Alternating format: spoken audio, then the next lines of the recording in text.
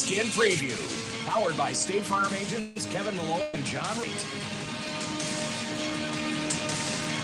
Wow, so dramatic. Listen to that opening. My Lord. It's like we're important. Unbelievable. Welcome to the Week 4 edition of Pigskin Preview here on 1340 WJOL, Will County's News Talk Sports.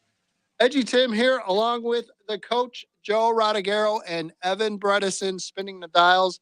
Good evening, everyone. Thanks for listening. Thanks for watching us live on YouTube. And Joe, back for another week. Yes. And another week loaded with a pretty good slate of games. So we will be here for the next 2 hours. We will break down the area schedule. We'll talk about some observations we were able to make about a couple of area teams over the weekend. We'll definitely get into that.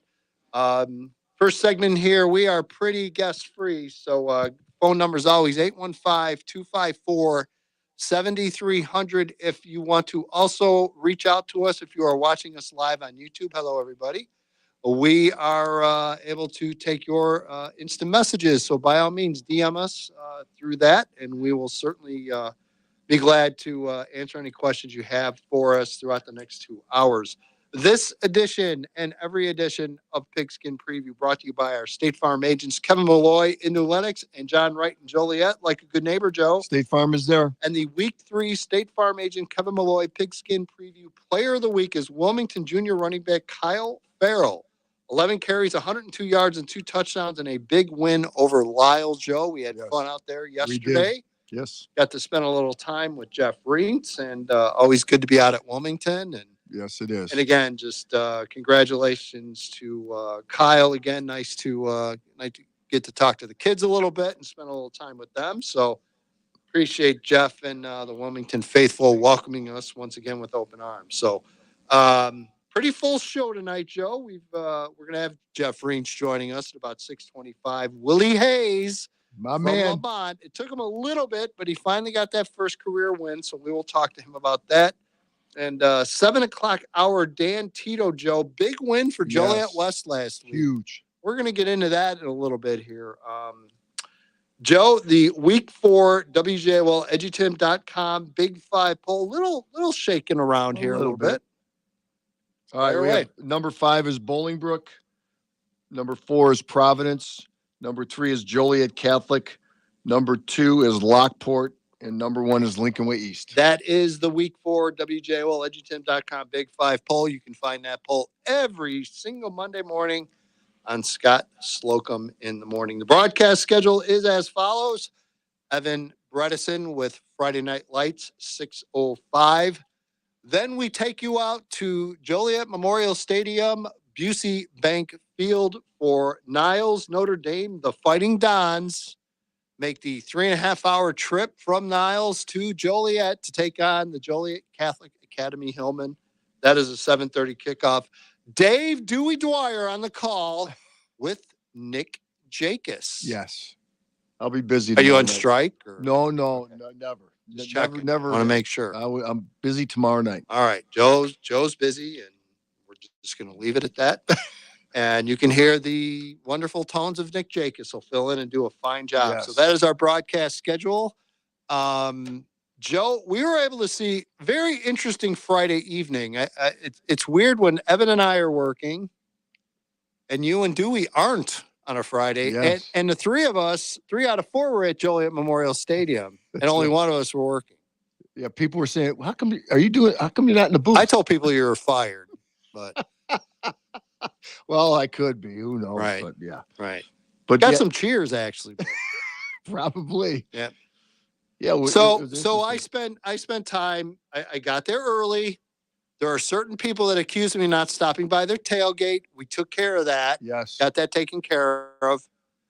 Thank you to the Joliet Catholic fans as always. As I've told people, I don't get a lot of home games purposely during the year, but I always consider Joliet Catholic like going home for me. So whether it's Minooka or if it's Joliet Catholic, either way, I figure it's 5 minutes from my house, and that's about as close as it comes. I always appreciate getting to see the listeners and a lot of the fans out there, faces I've known for a long time, and just great to spend some time and enjoyed the tailgates and enjoyed the hospitality for sure.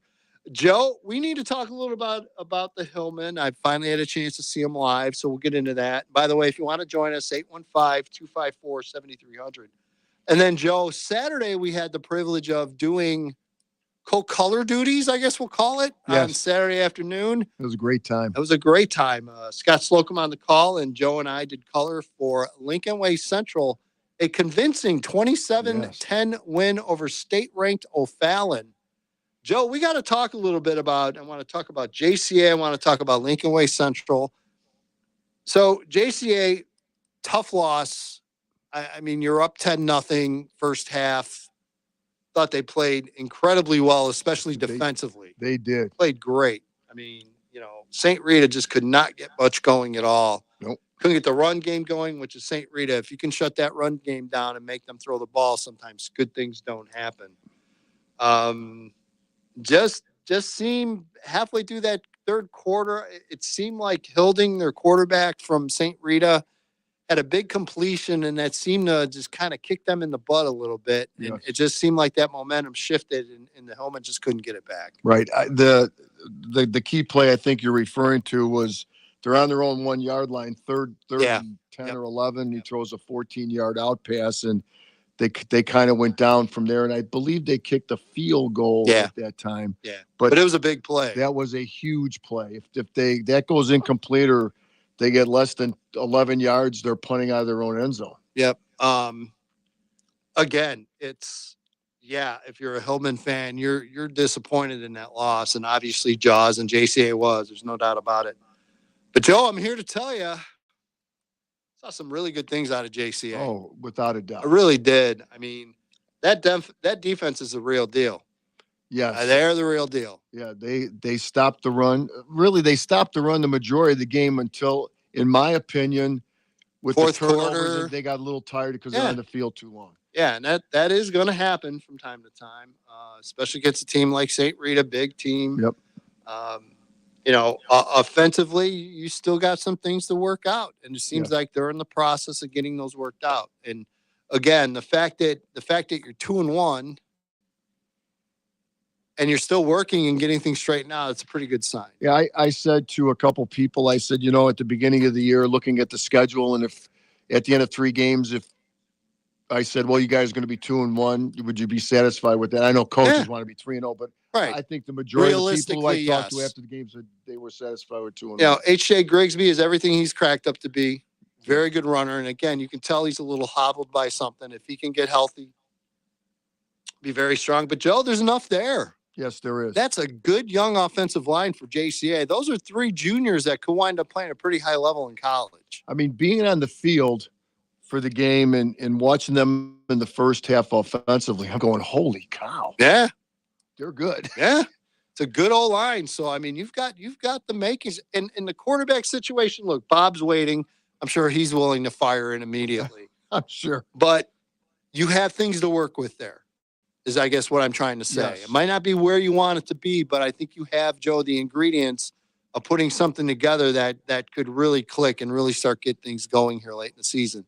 And you're going to go into 5A, and I think you're going to be all right there. I really do. And with Wills and they had Washington back for the game. Yep. 2 outstanding receivers. Yeah. So, I mean, there's a, kicker. You've got a terrific great kicker. Again, I don't want to be Miss Mary Sunshine, but I just saved you from subscribing to my site because you just heard my scouting report right there. So, okay. So you're welcome, Joe. Thank you. So, there's a lot of things to look forward to as a Hillman fan, in my opinion. Let's go out to the phone lines. It's your opinion that counts. Welcome in, Bob. Hello, Bob. Hi, guys. What's up? All right. So am I being Mr. too optimistic here about the Hillman, or what are your thoughts? I think they did all right. I mean, like you said, the defense was on the field too long, and I really didn't like them switching back and forth quarterbacks. Yeah, and again, as I mentioned, that takes a lot of momentum, Yeah, but you know what? Again, you're 3 weeks into the season. You're still trying to get a few things worked out, and that's okay. And you're 2-1, and you got Notre Dame coming. And look, I don't care what year it is. I don't care what kind of team they have. You never take those guys lightly because even though they lost 35-0 to Mount Carmel the week before, they got you exactly where they want you. Oh, yeah. They're going to get up a little bit. So I think take care. I think this is a big game, Joe, this week. Yes, it JCA. is. I think it's a huge game for the Hilltop. We need it. Yeah. We definitely need it. Yeah. Well, I mean, I thought, for 3 quarters, you handle yourself really well against a pretty good St. Rita team. Yeah. I just said defense was on the field too long. Quarter and a half is too long for anybody. Even the pros can't do it. Yeah, no doubt about it. You just can't be on the line that long. Yep, no doubt about it. So another home game for you, so you get to stay close again. Huh? I said another home game for you this week, so you get to stay close. Yep. I hate to disappoint you, Bob. I will not be there this week. Oh, traitor. See, I can't win. But Bob, it was great to see you. And again, I love being at Joliet Memorial. I really do. You guys always make me feel very welcome. So thank you for that. Yeah, you too. All right, Bob. All right. Thanks, bud. Take care, Bob. Thanks for calling. You guys have a good one. Yep. All right, Bob drops off. Our friend Matt now is online. Says, hello, guys. Checking in from Prospect. As we mentioned in the pre-show, Joe, a lot of Thursday games going on with the Jewish holiday this weekend. And so you're talking maybe 20, 25 games going on around the west and the northwest suburbs. Yeah, there's quite a few games this time around. So, which is good. I mean, hey, spread the wealth around a little bit and hopefully save on the referee issues that we've run into. Yes, for sure. 815-254-7300. We got a minute or so left. Joe, very impressed with Lincoln Way Central. Yes, very against like you said, Edge, a very good O'Fallon team. Very athletic, game-breaking type speed on O'Fallon, and Lincoln Way Central locked it down. What was impressive to me defensively for Lincoln Way Central, they didn't get one receiver did not get by anybody. No, that's what impressed me too, is that athletically they hung with O'Fallon. Yes. There was no big difference in speed or athletic ability. It was very, very even on both sides of the ball. And again, I go back to what we said on the broadcast. I just think O'Fallon just had no familiarity with that Lincoln Way Central offense, and Central ran it great. Yeah. Great play calling. Yes. Just really kept them off balance, and give Dave Woodburn and that staff a lot of credit. They're doing you could tell they're doing a nice job there. And are we going to start hearing from Lincoln Way Central fans? There we go. Yes, I hope so. You mopes out there in New Lenox, come on, let's go. It's go time. I'm here to tell you, Joe, if you look at the schedule at Lincoln Way Central, could they go like 8-1? They could. They very well could. Yep. They very well Huge could. game this week, kind of a natural rivalry with Lincoln Way West. Right. And we'll get into that a little bit. And but really kind of Bradley Bourbonnais maybe. They could end up having a very, very solid year here in the regular season after 1 year of a new staff. And that's impressive. So, again, very excited as well. I mean, I'm like Miss Mary Sunshine around here today. Are, boy. I'm very excited about the couple of area teams. I'm going to have to check to see if Edgy's still out in the parking lot. Well, they did change my meds a little bit, Joe. I told you that. My wife, right. remember, she had the note pinned on my sleeve when I walked in. Okay. All right, we're going to step aside and take a break. When we come back, we will go out to the phone lines out to Wilmington. Our good friend Jeff Reentz will join us, the veteran head coach of the Wilmington Wildcats. Joe, the Dean of Area Coaches. Yes. You are listening to Week 4 edition of Pigskin Preview here on 1340 WJOL, Will County's News, Talk, Sports.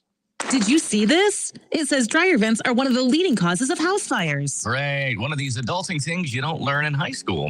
Who do you even call about that? I vaguely remember hearing an ad for Rosculp's Heating and Cooling, so let's see. If we go to rosculps.com, yep, right there it says it. They clean dryer vents. Oh, and they have a special. That sounds promising. Yeah, for the month of September, $25 off a dryer vent cleaning or $50 off if you combine it with a precision tune-up, which we probably need anyway, for being honest. Plus, it says here that the dryer vent cleaning is free if we purchase a whole heating system. Let's hope we don't need a whole system. It's nice to see Rosculps is making it a win-win for us. I'm sure the dryer will be more efficient, too. It really takes forever to get clothes dry. Looks like this special is good if you call by September 30th. I'm calling Rosculp's Heating and Cooling today. Good plan. Thanks for handling that. Call Rosculp's Heating and Cooling or go online. ROUSCULPS.com. That's ROUSCULPS.com. The Senior Spotlight is heard every other Monday at 9:30 a.m., produced just for seniors. Sponsored by Old National Bank. News, interviews, events, happenings, medical and financial advice, senior citizen activities, fun stuff, and so much more. We will check into assisted living, rehab facilities, and over 55 housing communities. The Senior Spotlight, brought to you by Old National Bank. Every other Monday at 9:30 a.m. What is happening with and for seniors in Joliet and Will County? Right here on 1340 WJOL. Will County's news, talk, sports. A part of our community's rich tradition, St. Peter Evangelical Lutheran Church at 310 North Broadway Street in Joliet has been sharing the gospel of Jesus Christ for over 165 years and has the nation's longest-running continuous Sunday morning broadcast beginning in 1926. Reverend David Totsky, pastor of St. Peter's, invites you to join them in worship every Sunday for their divine service in person at 9 a.m. or on their radio broadcast at 11 a.m. here on 1340 WJOL. At Jiffy Lube, it's our job to make car care make sense. That's why we offer personalized service reviews and swap the car talk for straight talk. So you know what your car is telling you and what to do about it. Putting you in the driver's seat of car care? That's a job for Jiffy. An appointment is never needed for any service at Jiffy Lube. For locations and services, go to chicagolandjiffylube.com. When you have a rumble in your tummy, Jody's Hot Dogs in Joliet is your solution. Not only is Jody's Hot Dogs known for their famous hand-cut fries, but now Jody serves smash burgers too. What's a smash burger? Smash burgers are cooked-to-order Black Angus smashed to perfection quarter-pound burgers. How many patties can you eat? Jody's Hot Dogs and more, 326 Republic Avenue in Joliet. Catering and delivery available. Call 815-729-0251. Online at jodyshotdogs.com. That's jodyshotdogs.com. High school football on 1340 WJOL. And welcome back. It is the Week 4 edition of Pigskin Preview here on 1340 WJOL, Will County's News Talk Sports. EDGYTIM along with the coach, Joe Rodriguero, Evan Bredesen, spinning the dials. And guys, we hop in the car and we head out to Wilmington, joined by the veteran head coach of the Wilmington Wildcats, Joe, the dean of area coaches. The patriarch, if you will, of area coaches, Jeff Reentz, joining us. And Jeff, first of all, thanks for allowing the Three Stooges to come out on Wednesday. I appreciate you guys being out. That was good. That was good stuff. Appreciate you guys coming. We always enjoy coming out to Wilmington. Yes. I've been out in the game for a while, so I'm going to work on that. You know when my favorite time of the year is to come out, so I have you penciled in, no doubt about it. I need to do that soon. Having you guys out is always great for our program too. To have you guys there recognizing us, and I appreciate the coverage you guys give us. Always love having you. Well, you're coming off a big win over Lisle. I know that our Player of the Week, Kyle Farrell, had a nice game, 11 carries, 102 yards, 2 touchdowns. But you've once again have been spreading the wealth, haven't you? Yeah, a little bit, guys. We've Kyle's opened up and had a really good year for us so far. But you kind of, as you coach and you take them from the summer, or really from last year, and then you start watching them develop. You get a kid like a Jake Castle playing the other wingback spot, who's had a really good year for us. We moved Braden Anderson to a fullback spot. He gets over 100 yards for us last week against Lisle. Brendan Moran's playing some fullback for us also. Then because of some injuries, we moved up a sophomore, Ryan Kepman. He comes in, runs the ball for us, gets 50, 60 yards. So I'm really loving to see the progress those running backs are making. But one thing I will say, and you guys know this more than anybody, is if they're running the ball well, that means we're blocking good up front. And we got some good experience back with those up front guys, and they've done a really good job. And I'm happy with our running backs, but I'm just as happy with our old linemen being able to block the way they are right now. And that was going to be my question, Jeff. But before I answer my question, I think a gentleman that you've known for a long time told me to tell you hello the other day, Scott Heron. Oh, yeah. Holy cow. That goes way long back. Time ago, yeah. Right? Yep. Yeah. Scott's a good friend of the family. Went to my dad's church for years. My dad was a minister of Morris, and then they were part of the congregation. And good family man, good family friend. Yes, very good. He's a very good guy. I see him almost every morning dropping off my grandson at Providence Preschool. So I talked to him. So he told me when I said, well, we're going down to Wilmington, I forgot to mention him yesterday to you. So I said, well, I got to do it on the air. But he told me to tell you hello. Yes. Yeah. Way back. Now you were talking about your linemen. And of course, as we all know that, when you run the ball, you have to have the guys up front. Give a shout out to those guys on that offensive line for me. That's doing the job. Yeah, a lot of these guys are back from last year, which has been huge. Andy Dito at the center spot and Joey Allgood at the left guard has done really well. Then Brody Benson's our left tackle. Then we go to our right guard. We moved up a sophomore, Zach Olin. He's done a really good job. And then a newcomer, he's a senior this year. He put in his time through our program, and he's come up and did a great job as Logan Aderman. So we're real happy from that standpoint with him.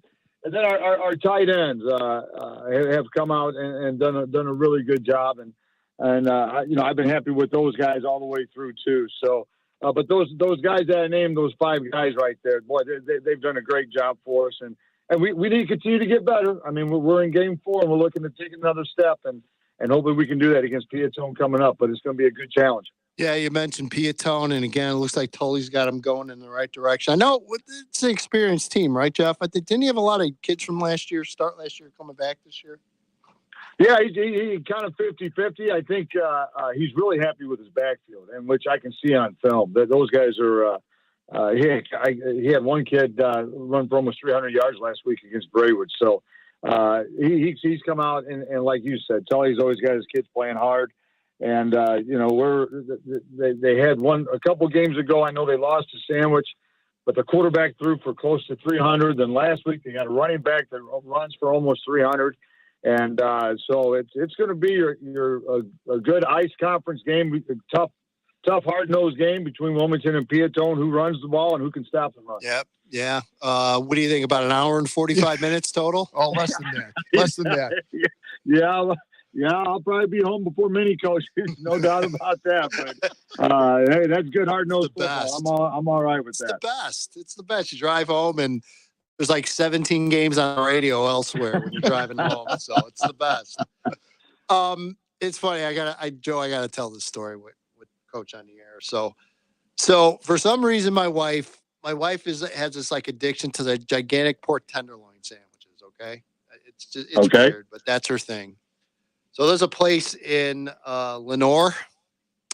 Okay. A bar, Smitty's. So she wants to go for her birthday. So of course, me being the wonderful husband I am, sure, I'll break out $7.95 for dinner, no problem, hon. I'll take care of that for you. So of course we drive through Seneca. I think they're still celebrating the win, Jeff. I know. Just to let you know, in case you didn't think that was the case, I'm letting you know now. Okay. Yeah, that was it. I will say this, and we talked about this before, is when you set up your 9-conference schedule, we had 2 opposite teams. We had a team in Seneca that ran right at us, and then we had Aurora Christian who gives you all the formations, and we're hoping those 2 games help us out and when we get into conference play here. And one thing when you do play the Senecas and those guys is you find out in a hurry about your team guys, and I think that has speeded up the improvement process in a lot of places. And we found out a lot about our kids. It was a great game. It was a playoff type atmosphere. And, hey, my hat's off to Seneca. Yeah. Coach Terry's done a really good job, and they got a lot of guys back. And it was a heck of a ball game. We just had a couple more mistakes than they did, and they got us by a little bit there. Yeah, no doubt about it. And again, you put that in the memory bank and you move on. Yes. So, concerns going into this week, health-wise, how are you guys? And you mentioned Tully's going to run it right at you. Is there 1 or 2 guys in particular that have really stood out for him? I just think his quarterback has done a really good job being able to both run and pass the ball. And his kids just overall play really hard all the time. And, and that's he's always done that. And so, it'll be tough on tough tomorrow. And we've been handling the injuries okay. Good. We had one of our running backs, we thought it was an ACL early, but it was an MCL. So we're hoping to get him back in the next couple of weeks. Reed Juster, the kicker and tight end, DB for us, does a little bit of everything. We thought he had a really bad ankle. We dodged a bullet there. It wasn't as bad as we thought. So we keep dodging the injuries. We're hoping that's all we got to deal with, but we're hoping to get our quarterback too came back, Cade McCubbin, last week. He just played one side of the ball where usually he's a two-way kid. He'll be back tomorrow night. And I think for us, it's you got to stop the run or Tully's going to keep doing it to you. Piatone's going to keep coming at you. But where he's dangerous is he can throw it. And you guys know as well as I do, when you get a predominantly run team, the minute we start cheating a little bit too much on the run, he's going to set us up. And so we got to play good disciplined football tomorrow night. No doubt about it. Jeff, again, as always, thanks for having us out. And Thanks for joining us tonight. Yeah. Good luck, Jeff. Hey, guys, hey, thanks a lot for having me. Great to see you guys the other day. And we'll talk to you guys soon. All right, Jeff Ring's joining us from Wilmington. And again, we appreciate Jeff hosting us for our Player of the Week. And Joe, that should be a heck of a game tomorrow night. Yes. Quick. Yeah. Very quick. Yes. Very quick. Run the ball. But as he said, they control the ball a little bit too. But I'm sure Tully does the same thing too. But Wilmington, they can play keep away from you. So, Joe, I asked you this question before we went on the air, and I'm going to ask it again on the air. Who had the bigger win last week? Was it Joliet West over Yorkville, or was it Lincoln Way Central over O'Fallon? Boy, I thought about that for a while, as you know. I'm going to say Joliet West over Yorkville. Yeah. Both games, big, huge wins. I would agree. But I'm saying Joliet West. I would agree because, let's face it, we know this. I mean, there haven't been too many crossover wins since these two split into two separate divisions. So anytime the East can get a win over the West, it's sort of a big thing. And again, that's a good team. I mean, that is a playoff caliber team that West got a win over. And we're going to talk to Dan Tito in the 7:00 hour. We'll get into that a little bit. And then obviously, as we mentioned, O'Fallon was ranked in 8A. Well, okay, I didn't rank O'Fallon in 8A because I know better. But but again, not taking anything away from Central. That was a quality win. And they just showed a lot of positives, Joe. They really did. I mean, all three aspects, they were clicking. Just came away impressed. They were very, very impressive. I just, as a former coach, mainly baseball, I coached some football, as you know, but I was just very impressed with the overall game plan with the three areas, kicking, offense, and defense. And I don't know if you noticed this, Edge, but, after the game, we helped Scott a little bit with the equipment. Then we walked. Not really. We like pretend. Yeah, Scott said to us to go. Yeah. But the O'Fallon coach had his team still on the field as we were going out the exit. Yeah. I mean, I think that was a rude awakening call for O'Fallon. We did the Dewey Shuffle. Kind of made it look like we were doing something. But we really I love that Dewey Shuffle. Yeah. Yes. So, again, it was, what a great place to broadcast from. We had a great view. And the administration, thanks to the administration from Lincoln Way Central. They took care of us. They fed us lunch. Yeah. I inhaled a sandwich for lunch. It was gone about 3 minutes. Sandwich? You said it's already gone. Sandwich. Yummy. Yes. Love a good gondola. Yes. No doubt about it. So, thank you to Lincoln Way Central. Yes. Had everything lined up for us and couldn't ask for better hospitality.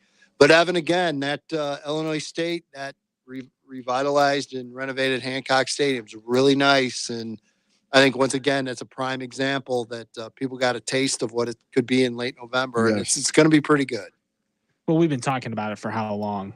About getting back there. Not that there was any issue with the Northern and University of Illinois. No. But I mean, we've talked about it. Northern doesn't have the most up-to-date facilities, and it clearly shows during that week. And the University of Illinois, listen, it's a state championship game, and when you show it on television, it looks like a spring practice with how many people are in attendance, because it's hard to fill that place. Yeah. It's hard for Illinois to fill that place. Yep. Yes. And to me, it was just bad optics. I know that might be a silly thing, but I agree. It didn't have the atmosphere. I saw plenty of state championship games there in my day. It just never has had that state championship atmosphere that I feel an event like that should have. 4 games in one day should feel a certain way. and it just didn't at U of I. I would be shocked if it doesn't deliver, Joe. I really would. So will I. Really would. It's a great facility now, and the press boxes. We weren't up there. I mean, we were there for the first game, the Mount Carmel and East St. Louis, but doing the broadcast. So we've been both. We've been on the field. We've been upstairs. And I tell you what, that press box is very impressive. Yep, both great. They did a wonderful job. So looking forward to that. Joe, area schedule a little bit. We mentioned Niles Notre Dame. Again, 2-1 Niles Notre Dame. So again, not a pushover. Don't be misled by that score against Mount Carmel. No, Mount Carmel's good, people. At Joliet Catholic. I mean, Joe, it's just going to be kind of a smash mouth game again. Yes. Seems that way to me. I do like Joliet Catholic getting So the do win. I think you're going to see a couple of things ironed out this week. I think the Hillman will be locked in, and especially interested in the start of that game. Let's see how quickly JCA hopefully can get out of the gates and get a couple of points up here quickly. Right. Providence taking on again St. Lawrence, another team you never overlook, because the one thing the Vikings always have, and they do again this year, Joe, they've got some speed and they got some skill talent for sure. Providence's defense is outstanding, and that goes everywhere. Your offense may not be clicking, but it travels well, and Providence's defense is very good. That's why I'm picking the Celtics. Joe, Reed Custer at Herscher. Again, it's a little strange. Reed Custer at just 1-2, Herscher at 0-3. You got to think Reed Custer is able to hopefully pull this one out and get it even on the air at 2-2. Yes, I agree. The big game is next week. Coming up to Wilmington. Yep. That'll be, I believe, a WJOL game. Yes, it will. I'm looking forward to that also. I love going down there doing games. You know, and we talked about the Comets early in the year and said that this is a younger group. Right. Gavin talked about this being a younger group, and as you move along here, they're starting to win. Hopefully put some wins together in week 7, week 8, week 9. Hopefully there's something to look forward to. Right.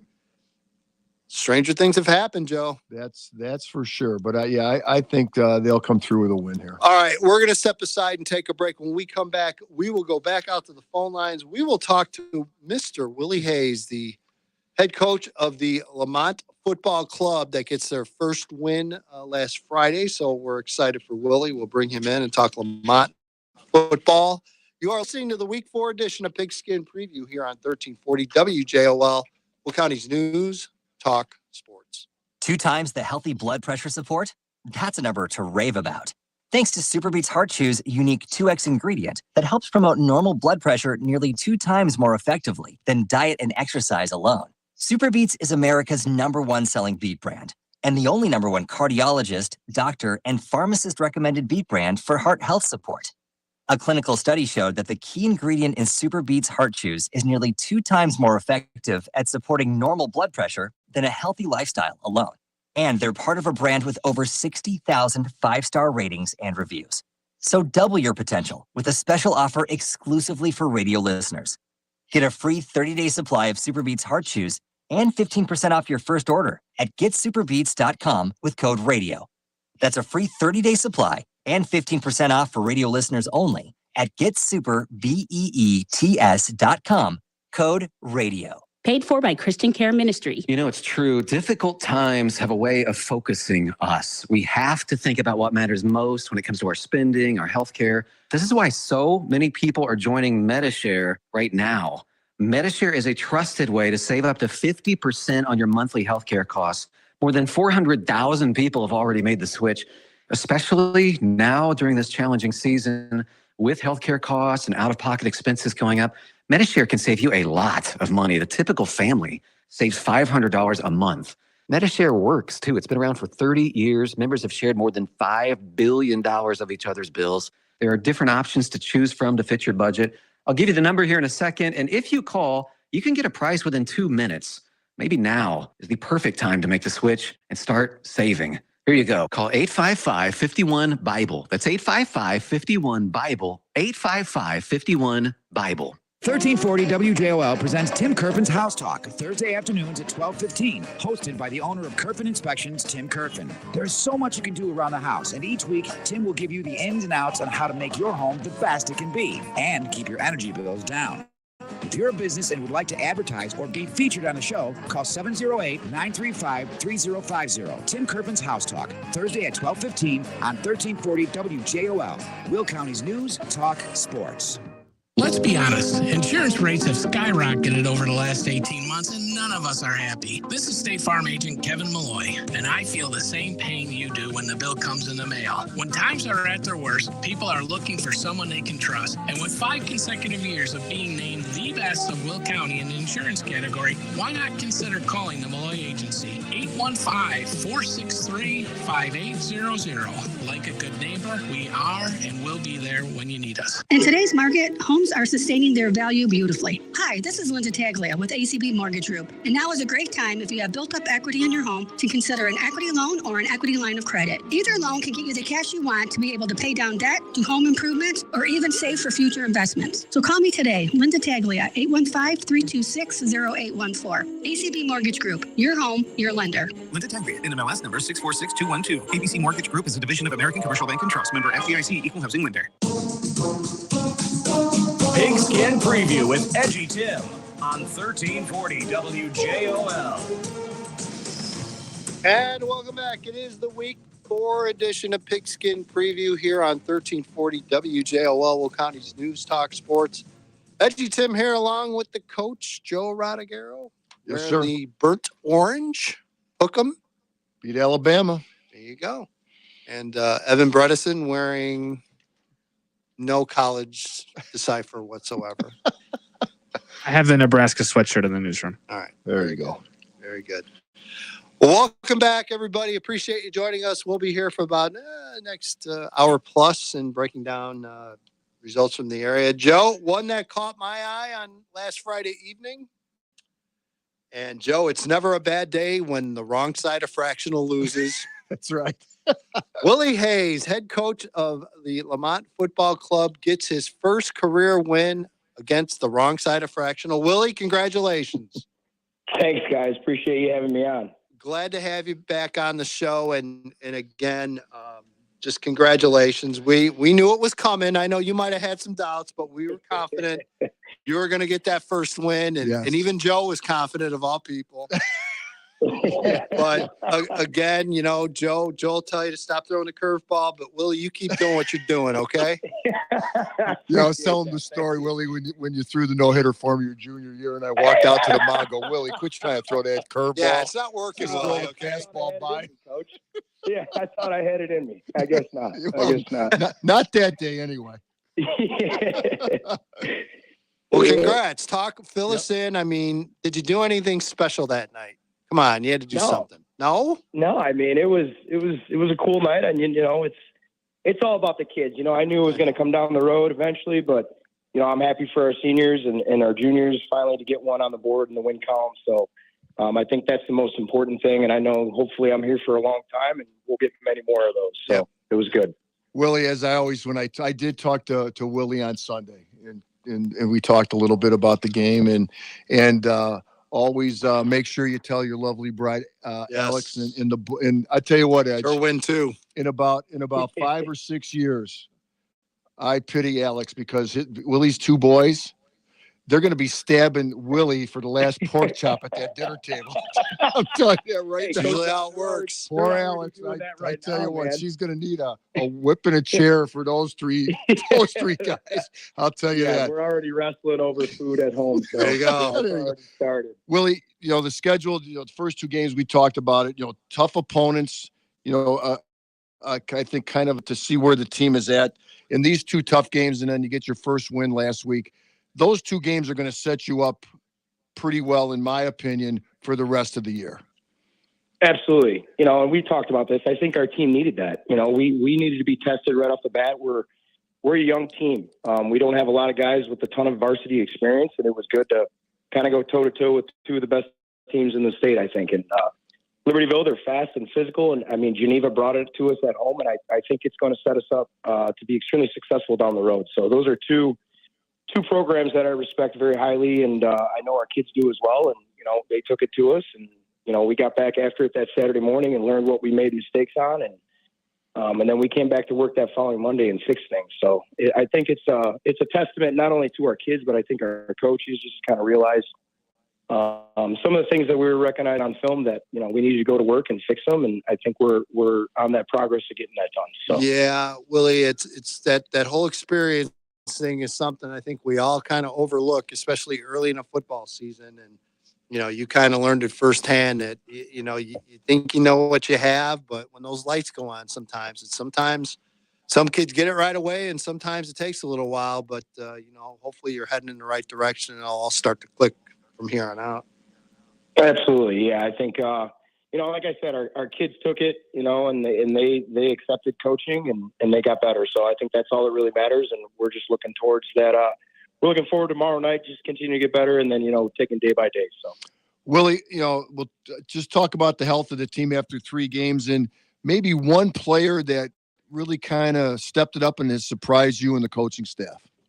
Yeah, I think, health wise, we were banged up week 1 and week 2. But I think we're on the tail end of that. We're getting guys back in and starting to get a little bit more healthy. Jacob Kataskis had a little bit of an ankle injury week 1, and he fought through some pain week 2, and I think he's finally starting to get to be 100%. And it's just one of those things that comes with the game of football, and we talk about it every day. That you're gonna go home, and how you felt on June 1st, your body's not gonna feel the same after that. You know what I mean? Exactly right. Until the end of the season. So we're just going to continue to get better. We're doing a good job of kind of incorporating a little bit more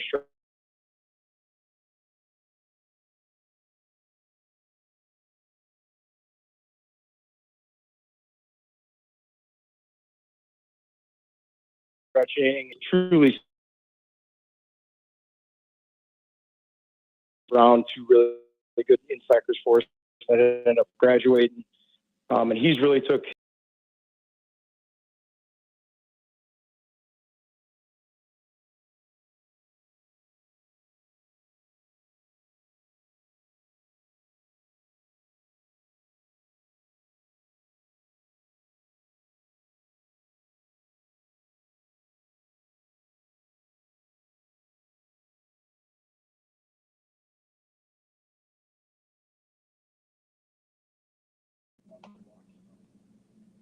No doubt about it. Well, you're obviously getting a little bit deeper in the conference season now, and you're taking on a Tinley Park team. Kind of interesting on them this year. The 2-1. I know they had a pretty tight loss against Hillcrest, and I know Carlos Hazelwood's a really interesting kid for them, kind of a tight end DN that's committed to Northern. What are you kind of expecting? What can your fans expect out of the Tinley Park Titans tomorrow?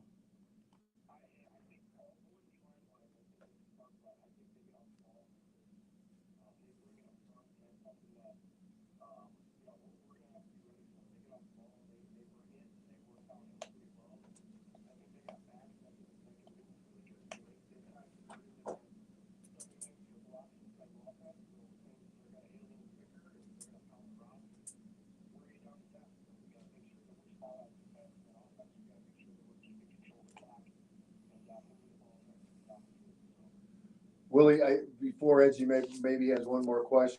My question is this one. You were kind of the prankster, as an assistant coach, with Coach Coy and stuff like that. Who's the guy that's pranking you right now? Tough guy. Yeah. Who's doing it now? I bet.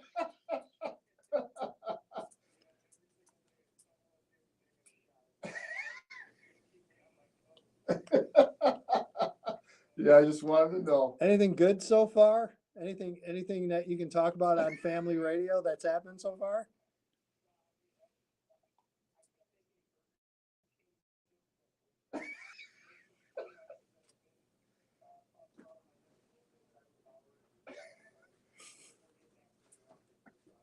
Oh, I know exactly how it is in there. I bet. Oh boy. Oh, that's good. At least you're having fun, and that's what it's all about. Yep. No doubt about it. Yep. All right, my friend. Well, congratulations on win number 1. Hope to be talking to you for many, many more. And just good luck tomorrow night and go get them, okay? Yeah, good luck, Willie. Tell the boys I said hello. All right. Willie Hayes from Lamont joining us. And again, Joe, just a good young head coach getting it figured out. And as I said, it's going to be the first of many to come. Yes. He has outstanding staff behind him, too. And you were not paid to say that either. You were finally off the salary. You were off the books. So I'm off the books. you can say whatever you want now, Joe. But you know what, though? When he said, I understand that office gets wild Oh, sometimes. yeah. Yep. Right now. Yep. No doubt. All right. Well, we appreciate Willie Hayes joining us. We got a few minutes here. We'll open it up, 815-254-7300. Joe, we'll go through the area schedule again. We mentioned Providence at St. Lawrence. Should be a good game. Reed Custer at Herscher. We also talked about Joe. Cole City at Lyle. Lyle taking it on the chin last week to Wilmington. Kohler's kind of getting it done here, Joe. Yeah, after the first game of the year loss to Morris, which everybody's been doing that so far against Morris. Coach Lofgren has the boys playing well. I'm looking for them to go, and Lyle's a tough place to play, but I'm looking for them to win tomorrow night. The coach, Joe, I want to go eat after the game of the week. Wilmington at Piatone, Joe. You know, it's hard for me to go against Wilmington. It really is. Yeah. They're getting some guys back, and I know Coach Tully and the Tone has some players that can play, but I think Wilmington will play keep away from them and win this game. Hey, Joe, do you hear that in the background? That's Alan Thorson warming up the buses again to go to Woodstock. Morris on the road at Woodstock North. Not that it's not bad enough to have to go to Woodstock. No, you have to go to Woodstock North, Joe. Go a little bit farther north. I would hate that drive, to be honest with you. But there's no easy way to get there. No, Mr. Susi and I have had this conversation many times. If anyone can find an easy way to get from anywhere in this area to McHenry County, please let us know. I'm picking the Redskins here. Yeah, I am too. We mentioned Lamont taking on Tinley Park at Tinley Park. Titans playing pretty well this year, but Joe, I kind of like Lamont. So do I. Here on out in the conference. Yeah, I think they're going to take care of business, especially with TF South is 0-3, which I don't think a lot of people saw coming. No, not at all. Here's a game for you. Bolingbrook. One thing is evident, Joe. Bolingbrook is going to attempt to outscore everybody this year, and that's how they're playing right now. There's going to be some points on the board in this game for sure. I'm picking them to win. Yeah, as I told you off the air, to beat Bolingbrook, you got to score 40 points. Yeah, score 40. There's no doubt. Let's go out to the phone lines. Greg and Tinley joining us. Hello, friend. Doing well.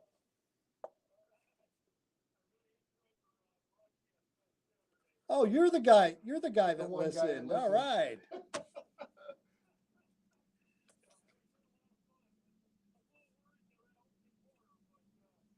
Yeah.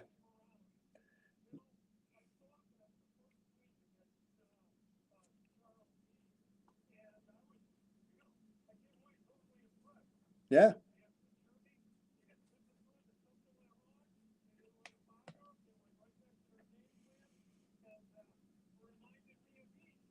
Exactly. Yes.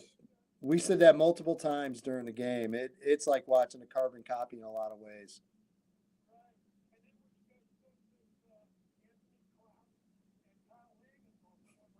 Yeah. Great names. Yep. Well, that's, let's face it. I mean, and Joe, we talked about this. I'm going to pattern my program after someone. Yeah, Lincoln East isn't a bad way to go. They've never not made the playoffs since they've opened the doors. So, yeah, it's definitely a way to go. And, yeah, Greg, we were impressed. I hope it came off that way on the radio because they played really well, really well. Now, this week, that's a really good question, and they were about as close. I think he mentioned that I made notes in the top 5, and I said Lincoln Way Central pushed really hard to crack that top 5. So believe me, Greg, I'm watching them.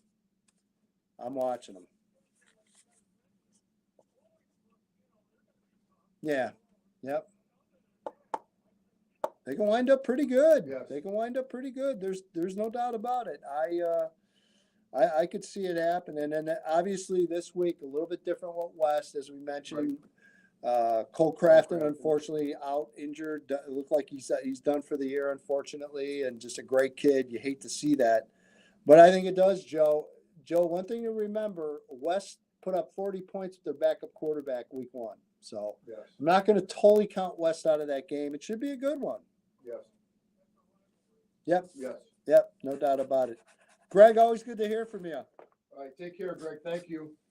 All right, Greg. Greg joins us, and we appreciate it. So, again, we covered Lincoln Way West, Lincoln Way Central. Joe, quickly, Lockport at Sandburg. Ooh, this is a little scary of a game here, Joe. I got a little asterisk here. There's another game that I have a little asterisk too, but yeah, this one is a game It's a scary one. that is really scary. You know, Yep. Sandburg is up and down. One of those, as you talk about, Nico, you just don't Yep. know what you're going to get Sybil, here. the Sybil team. And but I'm picking Lockport here to win. Yeah.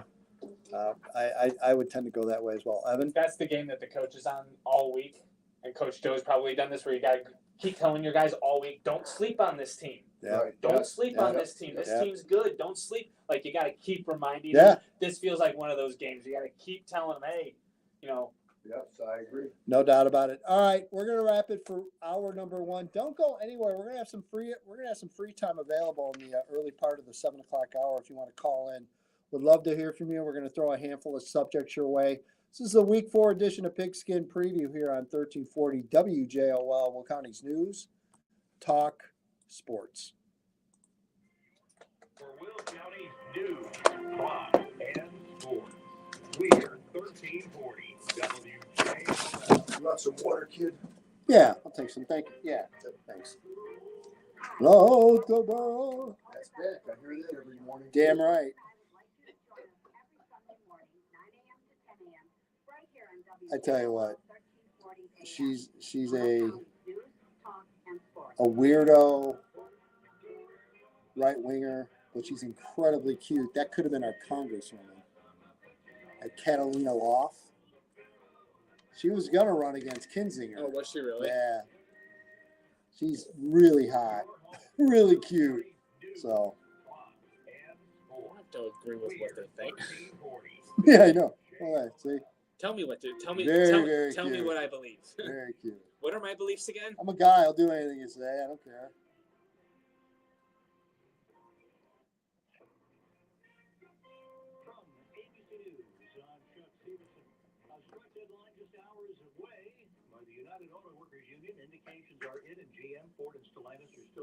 Thank you, sir.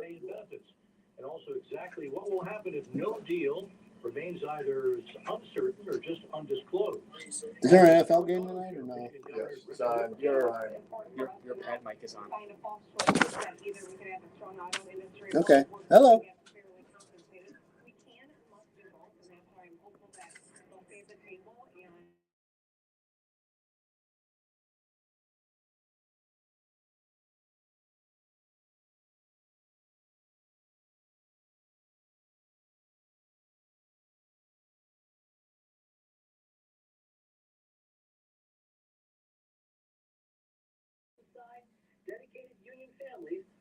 Now it'll be a couple second delay and it'll kick back in. His statement ended with a reminder that Teamsters don't cross picket lines. Hello. Craig in Detroit, President Biden talking of Bidenomics, attacking Republicans. All right, Joe. Make sure I don't swear. All right. I got you. Not too bad. All right, Joe. Make sure I Looks like they want to keep it a secret. I don't blame them. President's son, Hunter Biden's lawyer, says they'll fight his indictment on federal gun charges by the special counsel, but he says they're unusual, and ABC News chief legal analyst Dan Abrams agrees. This is the only case I could find where it was just this soft, where there was one gun.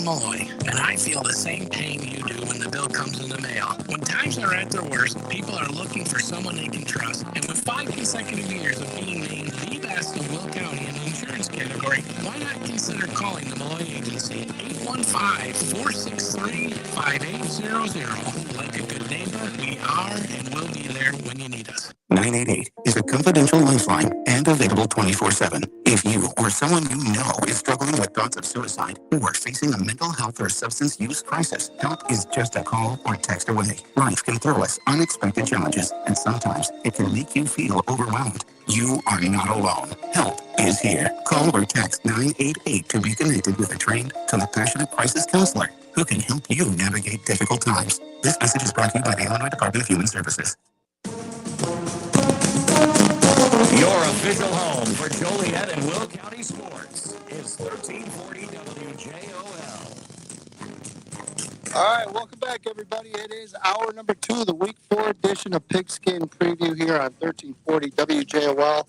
Will County's News Talk Sports. EDGYTIM along with the coach, Joe Radagaro, Evan Bredesen in the house, bringing you this edition of Pigskin Preview. Joe? Yes, sir. Sponsored this show and really every edition of Pigskin Preview, sponsored by State Farm agents John Wright in Joliet and Kevin Malloy in New Lenox. Like a good neighbor, Joe. State Farm is there. And again, want to congratulate the Week 3 State Farm agent Kevin Malloy, Pigskin Preview Player of the Week, which is Wilmington Junior running back Kyle Farrell. 11 carries, 102 yards, and 2 touchdowns in the Wildcats' 49-7 win over Lyle. So thanks for Wilmington for having us out on Wednesday. Yeah, we appreciate it. First hour of the show, in case you missed it, we had Jeff Rington from Wilmington as well as Willie Hayes from Lamont. Second hour, later in the second hour, we will hear from Dan Tito, Joe, coming off a very nice win over Yorkville last week. So, again, looking forward to talking to Dan, talking a little bit about Joliet West Tiger football. Our broadcast schedule is as follows. Friday night, 6:05 p.m., Friday Night Lights with Evan Bredesen. Again, Evan will line things up and get you set up for the Friday night around the Will County area. And knowing Evan even beyond, whatever you're looking for, Evan's on top of it every Friday night. 7:30 kickoff from Joliet Memorial Stadium at Busey Bank Field. Niles, Notre Dame, the Fighting Dons come to town. They will take on the Hillmen.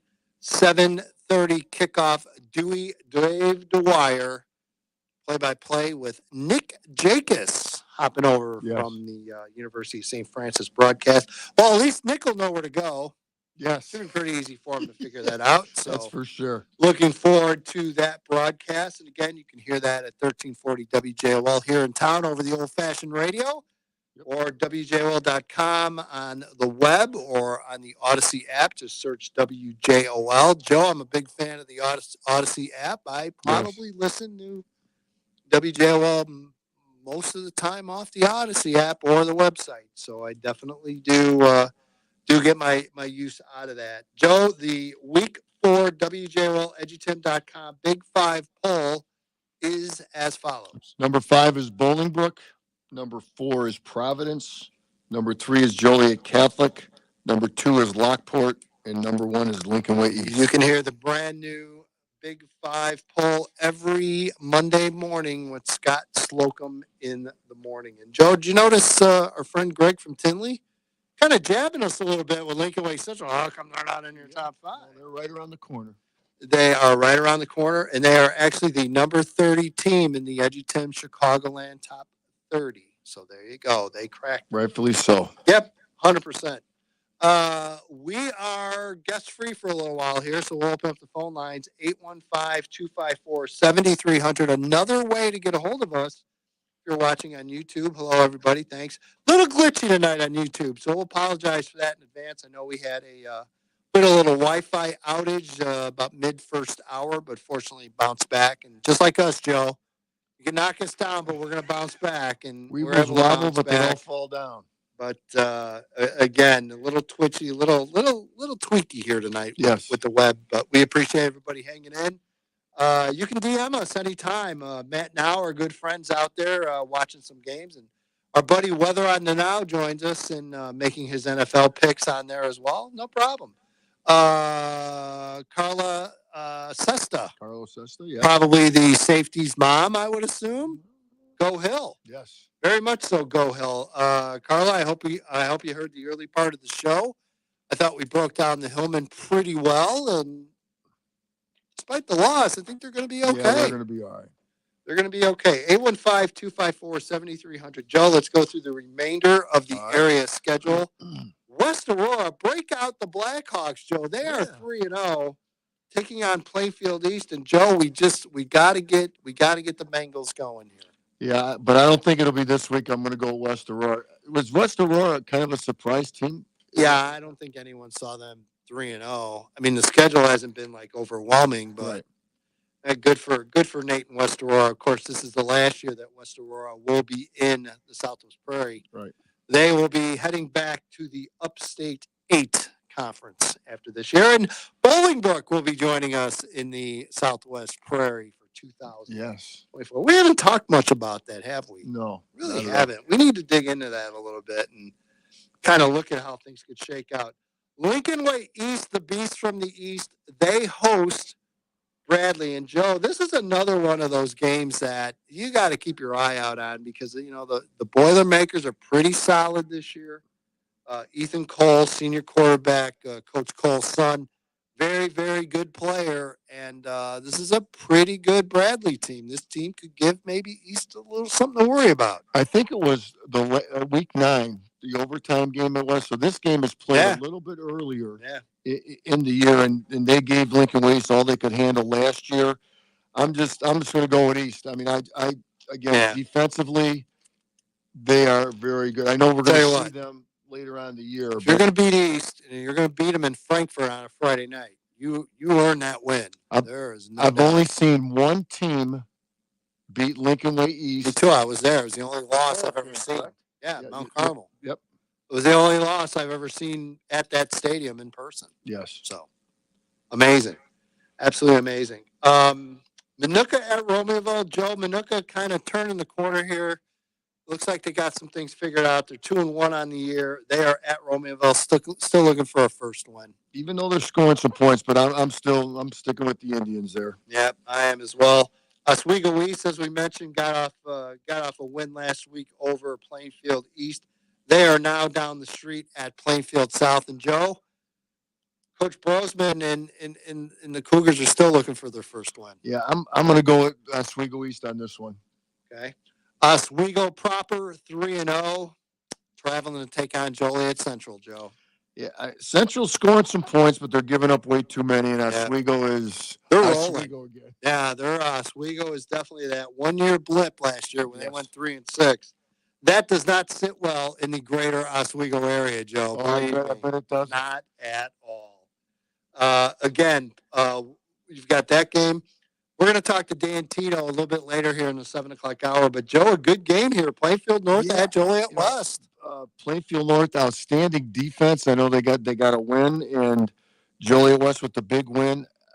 Playing at home, if they can get enough offense, I'm picking Joliet West. Can Plainfield Central get Yorkville at a bad time or a good time? It might be a bad time. I say Yorkville's got to be pretty upset losing that game at home last week. Yeah, I cannot imagine them not being focused in and ready for this game against Plainfield Central. Yes. So we'll see. Hopefully our guy over at Plainfield Central can pull off a win here and get on the win side of the conference. Yes. St. Francis, Joe, they are nationally ranked in NAI. They're 2-0. They are on the road at Lawrence Tech. That is a Saturday, 11 a.m. kickoff from Southfield, Michigan. Mr. Jacobs is going to have a very quick turnaround. Yeah, he's going to probably have to leave right after the game. Yeah. Boy, do we better help with the equipment. He's got to get going. Yes, he's got to get out of there. No doubt about it. All right. As we mentioned, there are quite a few games Thursday night. And this is something that we've talked about before. We keep hearing about the referee shortage. And trust me, folks, it hasn't subsided. It's still there. It's still there. But it's interesting. It's interesting that outside of it, and again, a lot of this is based off the Jewish holiday up in the northern suburbs. A lot of those schools honor that and play on Friday, so they're not playing on the Saturday, or play on Thursday, so they're not playing on Friday and sundown. You take that out of the equation because they've been doing that every year. But Joe, honestly, I don't think we're seeing a whole lot of increase in Thursday games. Now, out here in this area, as we talked about, Southwest Prairie did it last year for about, 3 weeks? 3 weeks. Yes, 3 weeks. That ended, and no one else has really picked up the mantle. No, it's basically up north, as you said before. So it's with the Jewish holiday coming up, and there's been a few more Thursday, very scattered around. Last week we had a couple, I think, and then week 2 we did up north, though.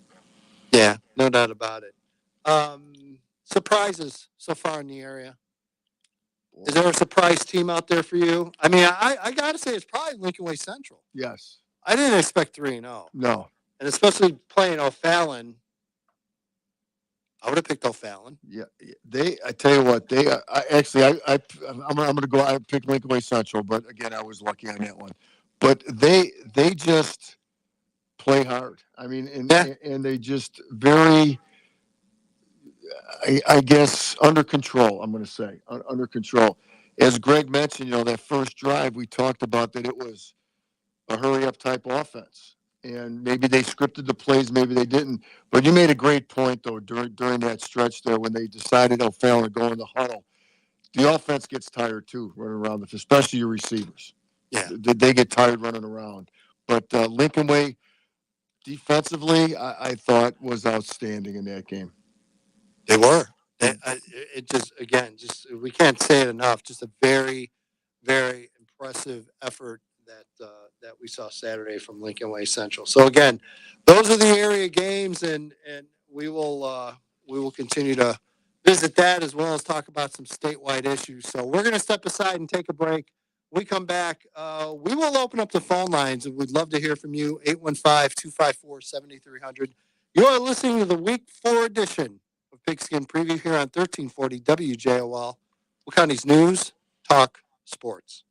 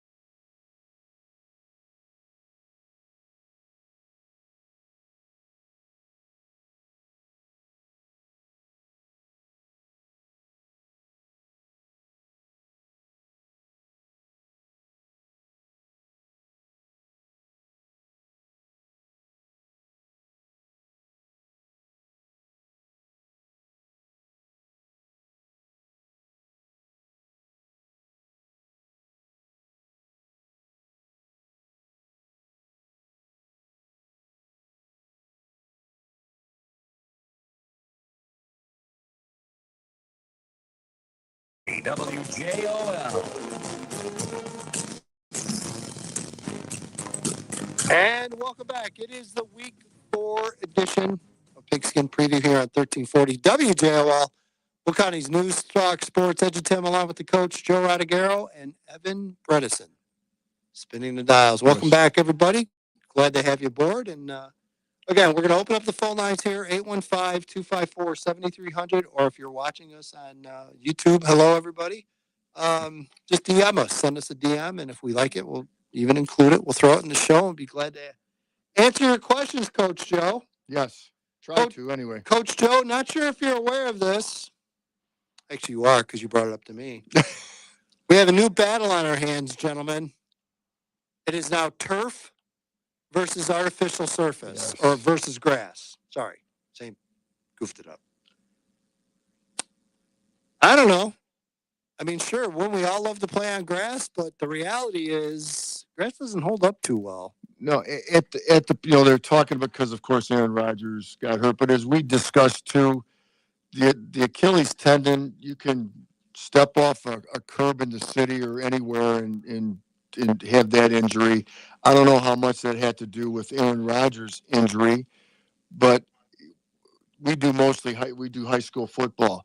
It is, to me, cost efficient to stay with turf, AstroTurf, I should say, rather than grass. Well, it's not really AstroTurf anymore. Whatever. We know what you mean. All right. But I go back to the days of the stadium, the beach, and Richards. Richards too. Richards is terrible. That was in.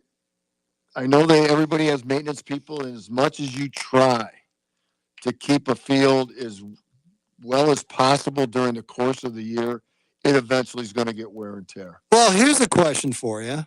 How much does it cost to resod a field these days? Yeah, I don't know. It ain't cheap. No. I mean, it's got to be cheaper than putting brand new field turf, but brand new field turf, is going to last. You're going to get a 10-year guarantee with it. Yeah. You don't get no guarantee with sod. You get guaranteed that maybe it'll be there tomorrow, maybe it won't, depending upon the weather. I'd say between $375,000 and $500,000 to redo a field. That's a lot of money. If you got to do it every year. Turf. I'm not. I'm saying. But it's a 10-year deal. So yeah, right. But with grass, you just don't know. And grass price, like everything else, I'm sure they've gone higher. They haven't gone lower. Yeah. Well, some grass. We'll leave it at that. And again, trying to take care of baseball fields itself is a chore too, and that's a small plot of grass rather than a football field. And you're not exactly tearing it up like football does down in and down out in the middle of the field. I was talking to somebody on, I don't know what it was, Friday night or whatever, but I remember coaching at Joliet Catholic, playing a playoff game on Saturday night after St. Francis played, and it's amazing the divots in the field from just a St. Francis game. Oh, yeah. I mean, no doubt. It's unbelievable. You see this, the era was, grass is the best way to go. I don't think anyone's ever argued that. Right. Grass is the best way to go. But the reality is turf is more durable. It lasts longer, as we mentioned. There's a guarantee with it. You get multiple uses. Everyone can go out there and use it. It makes all the sense in the world. Now, if you come back and give us a 10-year study and say, hey, 10-year study says these injuries have increased X amount of percent versus what have you. Okay, I think everybody's got to listen then. Right. But outside of that, Joe, you got to really show me some proof that there's a huge, well-researched and, difference in the fields. My feeling. I mean, you can, with grass, I mean, you get a wet field, you can, any type of leg injury, if you slip or get your cleats caught or whatever, it's going to happen. Look, you can get up out of this chair and walk up and blow your Achilles out walking out of the room. You can. And at our advanced ages, Joe, it happens more and more by the day. Yeah, exactly. So that's the reality. So I don't know. We keep hearing about this now, and this will go away, a couple weeks, probably? Yes. One other thing I want to bring up, and Evan Bredesen, I'm going to bring you in on this one. Our good old friends at the Associated Press Never dull, Joe. Never dull with the Associated Press high school polls. East St. Louis goes to Texas. They play one of the top-ranked teams in the largest class in the state of Texas. East St. Louis is competitive for about a half. Joe, this was like an FCS team playing East St. Louis. Yes. That's how good they were. Well, we mentioned that. I mean, when you called the coach and he talked to you a little bit, and then I called my good friend in Houston, and we mentioned the name, and he rattled off that. He's like, oh yeah, oh yeah, we know them. The week before that, they beat Katy pretty good. And if anybody knows Texas football, That's like Katy is like the best, one of the best teams, high school football teams in the state of Texas. They had a 24-25 game winning streak going in that game. That team that beat East St. Louis beat Katy the week before. So I watched it. I watched it online. I know you probably looked at it. I know a lot of people looked at it. Just a different level, totally different level of football. Level we are not going to reach here. No, probably anytime soon until basketball gets outlawed. I don't think we'd ever be able to touch that athleticism and just a focus on football. So AP decides, and again, it's AP. Well, East St. Louis is 1-2. Losses to Mount Carmel, losses to some FCS school in Texas. Versus Kankakee, who blew out. Who did they beat? Who did they romp?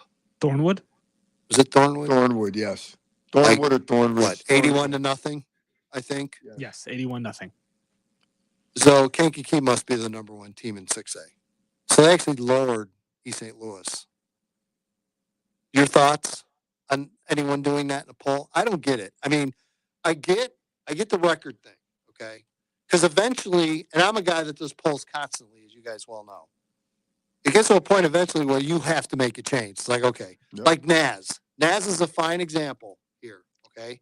Naz is 0-3, going into playing Immaculate Conception. They could very well be 0-4. Yes. When they were 0-2, they were still in my polls. They go to 0-3, I got to pull you out. I don't care how tough your schedule. And look, you look at Naz's schedule, it's been tough. They've played 3 very good state championship caliber teams the first 3 weeks. And they're going to play a 4th Friday night in IC. Evan, I just don't do it. I just don't move them down just yet. East St. Louis. No, it's probably it's too early to move them down. I mean, strength of schedule, if they stumble again during the regular season, then you can say, all right. Well, especially now, because now East St. Louis is done with their national tour. Now they're playing conference football. And strength of schedule, come on. And again, you probably, and I haven't, of course, and you haven't seen Kankakee, so we don't really know how good they are. Right. We saw East St. Louis live up close and personal against Mount Carmel, and they're pretty good. They're pretty good. Mount Carmel could be the best team in the state. I don't know, but arguably the best team in East St. Louis hung with them. I mean, East St. And again, they're the different caliber, as you said, with Texas football. Oh, it was unbelievable. We saw the speed of East St. Louis against Mount Carmel, and they throw a little out pattern. The guy goes 65 yards for nobody touched him. It was the team from Texas. The best way I can describe it is, well, I said FCS. It was East St. Louis's speed and athletic ability, except bigger up front on the lines, and a team that made 0 mistakes. 0. I mean, every aspect of the game was military-like. From the kicking game, when they had to kick, it wasn't very often. To the offense, to the defense, everything, they just did everything like a machine. Mm-hmm. That's the difference. And I know, up here in Illinois, at Christmas time, last Christmas, I don't think they had them on. If they did, there was only a couple games. But you can catch the Texas State finals, and I love when those are on. Yes. I constantly watch those. It's one of the Foxes. If you have cable still, if you're someone still on the cable, Evan's laughing at us behind the scenes. No. You have access to a bunch of different Fox network channels regionals. And if you can catch Fox Southwest, you can catch those games. Right. And they are unbelievable to watch. Yeah, they are. It's like ours, except like a lot of people care. Like 50,000 people care. And you talk about the state finals. They play at Texas Stadium. Yeah. Where Cowboys play, and that Yes. place is packed. Yeah.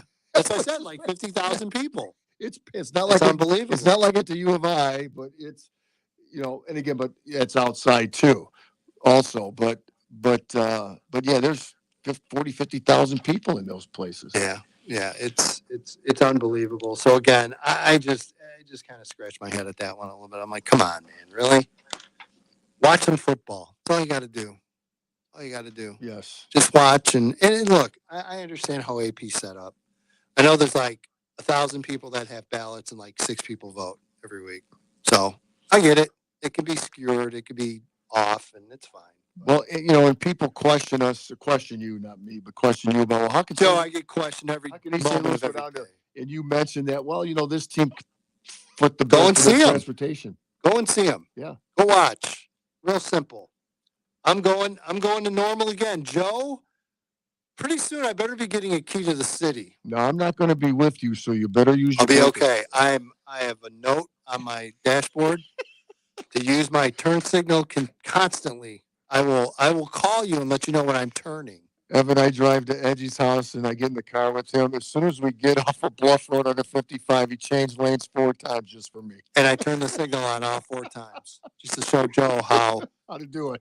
How I was going to do it. Oh, but I am going to be in Normal for the 3rd time in 4 weeks. Yes. Friday. Normal against Peoria. Evan, why am I going to that game? Rent a place. Why am I going to that game? Because I want to see a team that just scored 91 points against a team that's averaging 50-some points this year in 3 games. That's why. And I want to see how good they are or maybe how good they aren't. Yes. But that's how I do it. But I know I'm different, Joe. I'm edgy. So, all right, 815-254-7300. Joe, tell your son, tell somebody in the family to call up and ask a really good question. No, I'm just kidding. We would love to hear from you. Maybe your boy Kane might call. Who knows? I'd love to hear from Kane. Yeah, Kane should be doing weather for us. Remember when we used to do that? Yeah. Yeah. My son used to do weather. My son's like almost 30 now. Oh, my God. Joe, it's all flashing before my eyes. Yeah, listen, it goes fast. 815-254-7300. You know what I think our problem is tonight, Joe? I think all our fans are out watching football. Maybe. So, I think so. Evan, we suck Nebraska. Why? It's a painful subject. Your impressions of Colorado. They're good. They are good. They are good. Turns out when you recruit a lot of really good players to your imagine school, that. Yes. your Imagine team is that. actually really good. Yes. Your son's a 5-star quarterback who's starting for you. When you have the number 1 recruit in the country 1 year, Yep. come play for you? Yeah. You know, It'll be pretty people good. love Dion. People hate Dion, but you know what? He's backing it up so far. He sure is. That's what counts. The moment he slips, you know it. People will be all over him. But in the meantime, after this week, he's got Oregon and SC, and you've already got people lined up. right. They're So just let's waiting see. for the opportunity. Yep. Let's see. Yeah, I haven't had a ton of watch, a ton of it so far, but I did get some of the rebroadcast. And The one thing that does bother me about everything that's been going on with Dion was the news that the players that were transferring were having difficulty dealing with Colorado in terms of getting filmed to other schools or coaches being in contact with other schools. It's just petty. And that really kind of bothered me. If you're going to walk around and you're going to talk about doing things the right way all the time, then do it. You have to do it too. Yeah. And I thought that was an area where unfortunately they really fell short, and they didn't have to. Yeah, no doubt about it. Again, got a couple minutes here. 815-254-7300. 3 weeks in the books, Joe.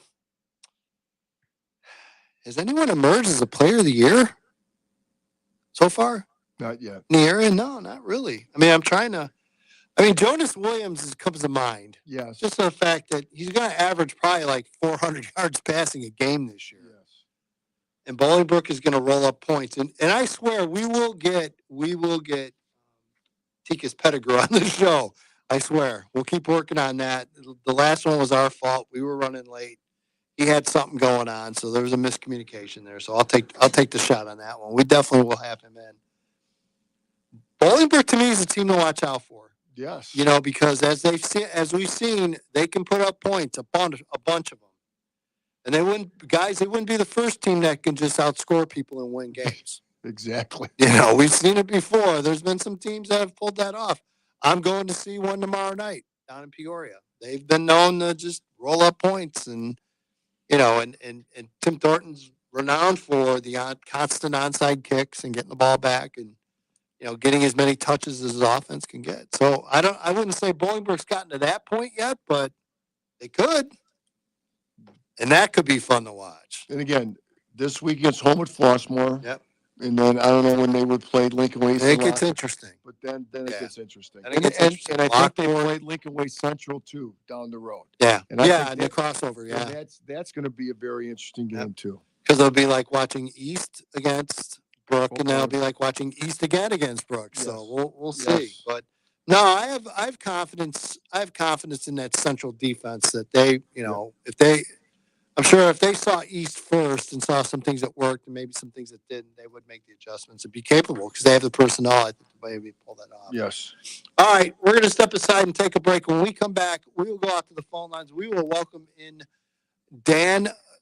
Why do I do my Don Vito? You know why? I'll tell you exactly why. What did we talk about in the pre-show? What do I have a taste for? Nachos. There you go. Dan Tito, head coach of the Joliet West Tigers, will join us on the phone. Joe will break down that big win against Yorkville and preview a big game this week as the West Tigers host the Plainfield North Tigers. So you are listening to the Week 4 edition of Pigskin Preview here on 1340 WJOL, Will County's News, Talk, Sports. You've heard all the ads.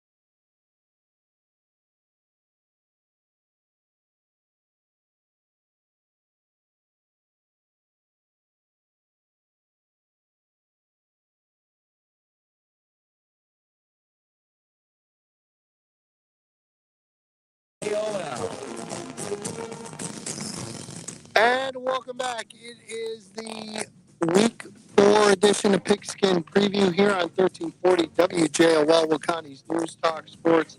EDGYTIM, along with the Coach Joe Radagaro and Evan Bredesen spinning the dials. And Coach Joe, Yes, sir.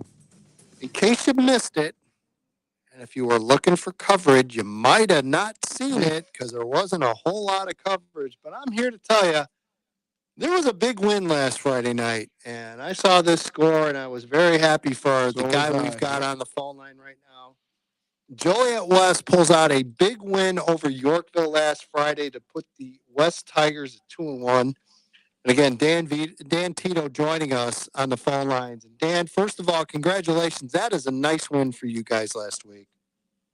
Oh, absolutely. Thank you, guys, and thank you guys for having me on. Well, we're glad to have you on. We would love to get any kind of recap from you whatsoever, how that game went. And the reason I'm mentioning this, look, I'm not bagging on anyone. I know the Herald tries to cover as much as they can and everyone else, and we here at JOL tries to cover as much as we can. And unfortunately, Dan, in this day and age, some of this stuff falls under the radar. And unfortunately, I'll be honest, Dan, I couldn't find coverage anywhere of that game. So fill us in. Who stood out? Who had a big game for you last Friday? Yeah, so you know what? We battled first half, and after the first half, we were down 10-0. Our kids, though, stayed resilient. They stayed with resolve. Defense was playing well. I told them at halftime, for 95% of the snaps, you guys are outstanding. It was the 5% that were big plays, which had us behind the 8 ball. Offense had been, breaking down the barrier all night, and as a team, we felt that we were ready for a breakthrough. We came out second half. We scored, 20 points in the second half. Obviously the first kid that really stood out is Adrian Ramirez, hitting the last second field goal. Adrian's a great kid. He worked all off season. He was our kicker last year as a sophomore. And he is just, his growth has been tremendous. He worked all off season, every Sunday, getting kind of private lessons. And now he's a weapon for us, obviously in the red zone. He's a weapon for us on kickoff and special teams. And then just kind of going down the players. Keyshawn Riley is a junior nose guard, had an outstanding game. Micah McNair, linebacker. Matt Marchiniak, a linebacker. Kale Karcheski with a big interception in the fourth quarter to put our offense on the drive going down. And then, on the offensive side, Juan Rico's been absolutely tremendous for us. His receivers, Ian Farrell, Marion Starks, and then Gavin Garcia, Tyvon Johnson in the backfield. Parker Schwartz at a receiver. O-line led by Wyatt Schmitz and James Jakowski. So it was really a team win. We went over the stats, just kind of saying, who really stood out, and everybody contributed tremendously. And like I said, we were able to battle back against a great program. Coach McGuire does a great job over there at Yorkville. He's an outstanding coach and even better guy.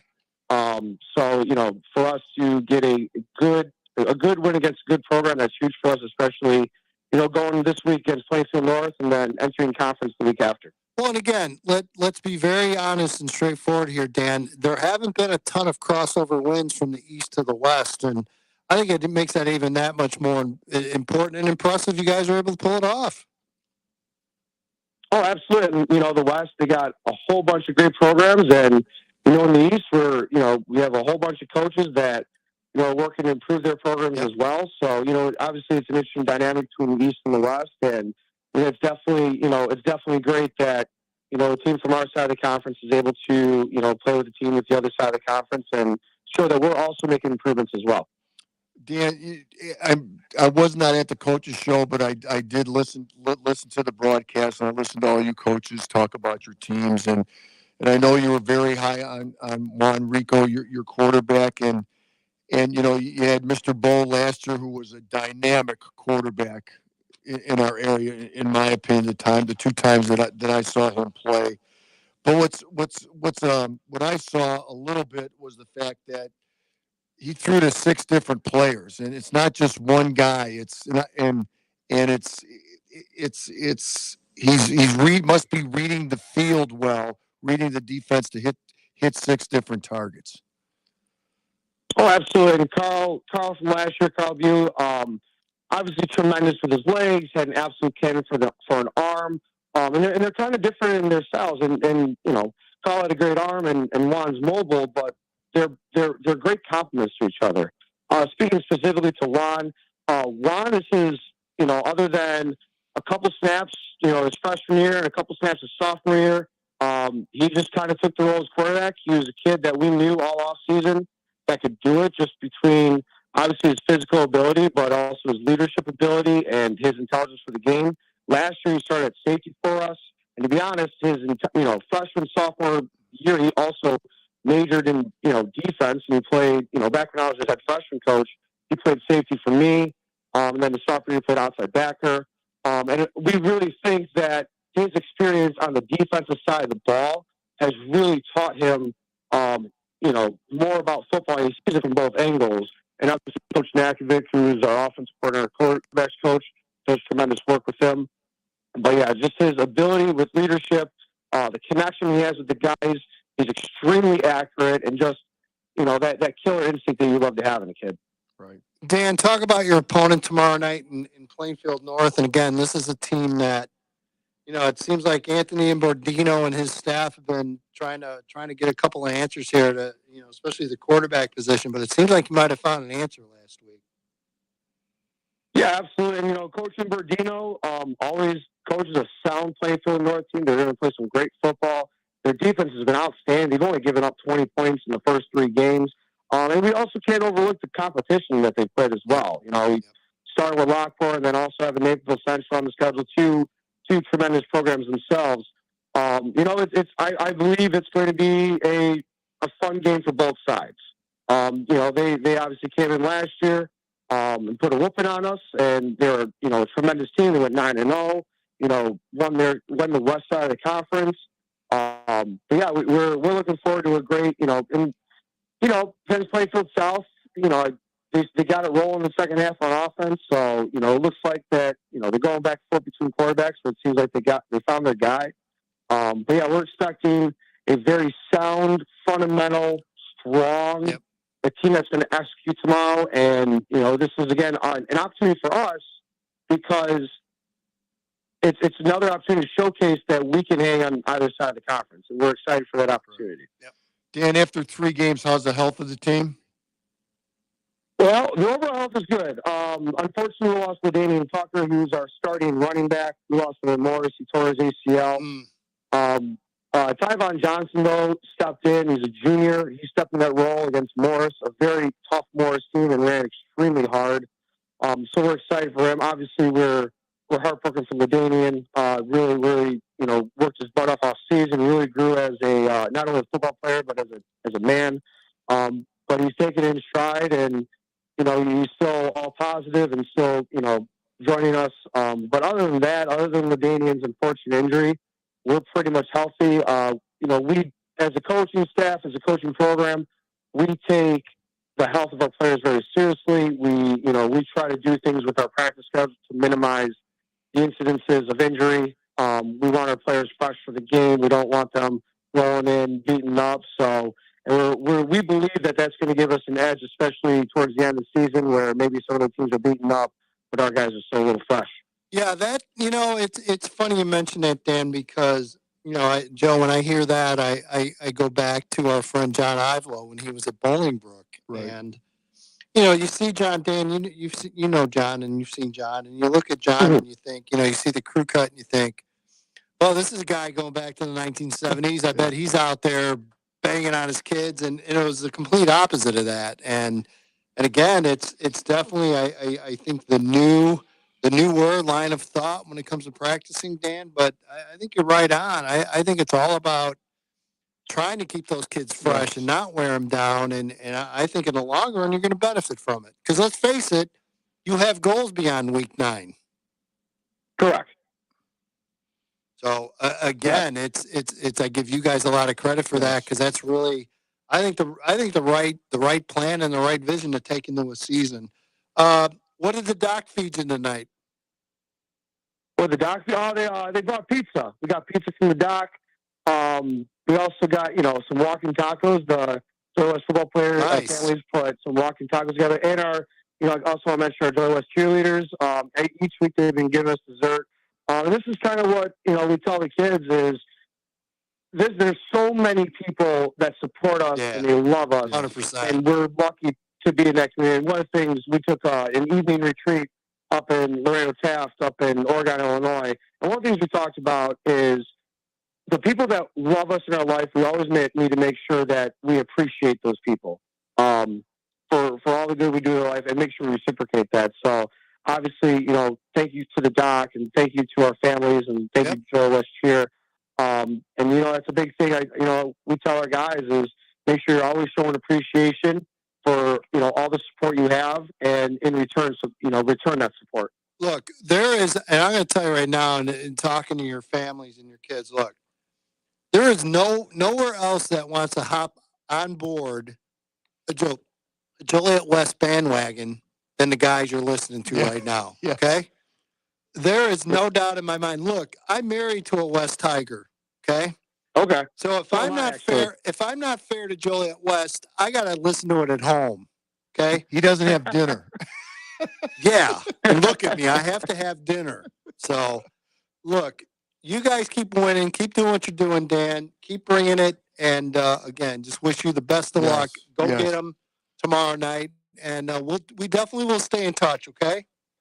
Absolutely. And you're coming to do our Joliet Central game and our Plainfield Central game, I believe, correct? I know the station is definitely going to do the Joliet Central game, and I believe, I believe you're correct on the other one. Yes. And we just might show up. You never know when we're going to show up. You guys are always welcome. We love having you guys. Karcheski still running the buffet upstairs or what? Oh, my God. Is he the best? I know. Is he the best? I know. Yes, of course. Yeah. Joe, you really got to twist Joe's arm to get him to go cover a game over there. Oh, Joliet West, I'll be there. Karch is upstairs. That's what I say. Dan, appreciate it. Good luck, Dan. Good luck. Absolutely. Thank you guys so much. All right, Dan Tito joining us from Joliet West. You're darn right. We're going to jump out and hop on a Joliet West bandwagon. It's good. It's good to see a Joliet West bandwagon. Yes. Oh, yes. Dan's a Joliet West guy. He's been there for a while. It's great to see. I love it. So, good luck, obviously, tomorrow night against a great measuring game. Yes. And we mentioned you have higher aspirations than getting to week 9. Right. You want to get to week 10. How do you get there? You get tested. You get challenged. You see how good you are and what you have to do to get better. And so, again, you embrace a game like this against North. Because honestly, Joe, how big in the big picture, in your opinion, was that win last week over Yorkville? I think it's huge. It was huge.